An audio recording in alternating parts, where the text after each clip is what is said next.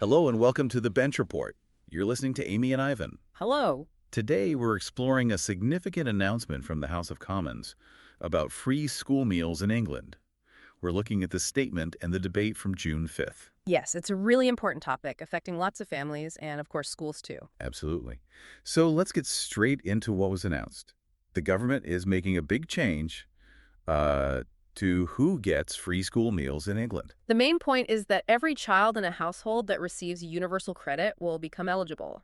Universal credit being the main benefit for lower-income households. Exactly. And the government's calling this the biggest expansion, well, in a generation.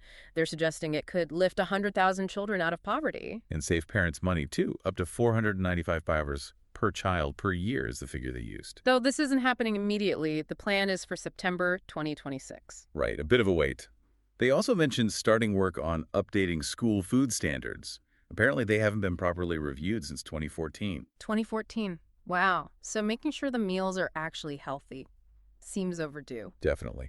Now, with any big government announcement, you always get questions and concerns, particularly from the opposition. And that's what happened here. While they welcomed more meals for kids, they immediately questioned the funding. How is this all being paid for? That was the core question. Well, yes. The opposition argued it's funded by measures like the national insurance increase. Their point was that this hits lower-income households hard. So the families who might benefit are also paying more through other means. That was the argument put forward. And then things got quite complex when it came to schools themselves. You mean the link between free school meals and school funding? Precisely. The pupil premium, it's extra funding schools get for disadvantaged pupils, and eligibility for that has historically been tied to free school meals. So if you change who gets free meals, You potentially change who counts for pupil premium. The concern voiced was that breaking this link without a clear replacement could cost schools something like $1.5 billion. $1.5 billion. That's a huge potential gap in school budgets. The question was, how will that be filled? A very pressing question for schools, certainly, and the concerns didn't stop there.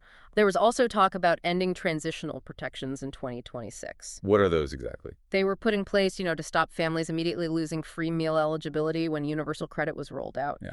And one MP suggested ending these protections could actually reduce the number of eligible children by potentially 1.2 million.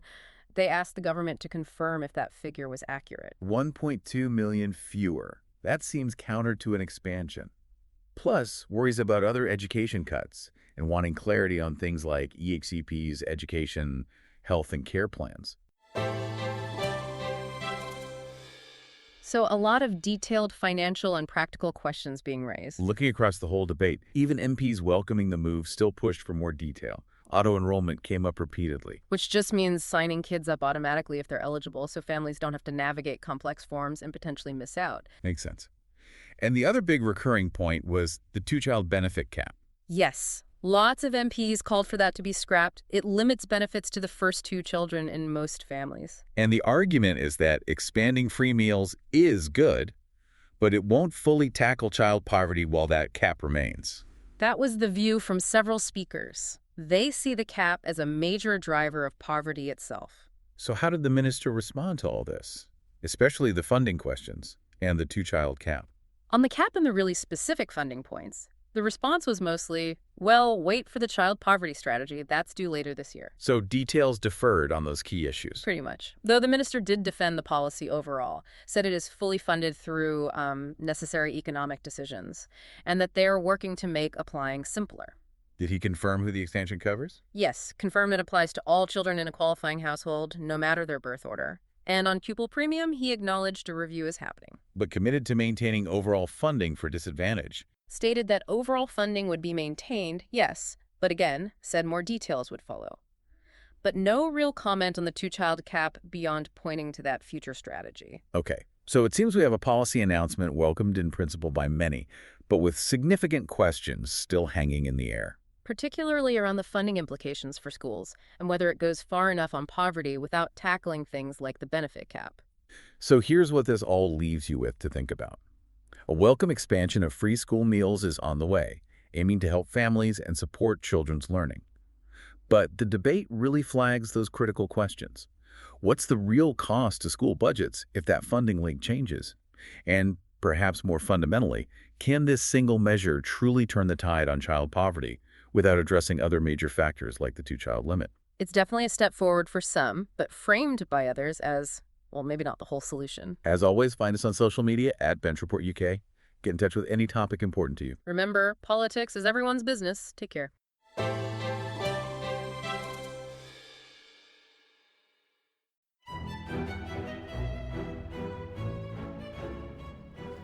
Hello there, this is Tom, the producer of The Bench Report. Listener suggestions are vital to my mission of making politics more accessible and accountable. So, if you have an issue that's really important to you, personally or professionally, and want to know what those in power are doing about it, please get in touch via email or via our socials at Bench Report UK. I'll grab another coffee and start scanning those parliamentary archives.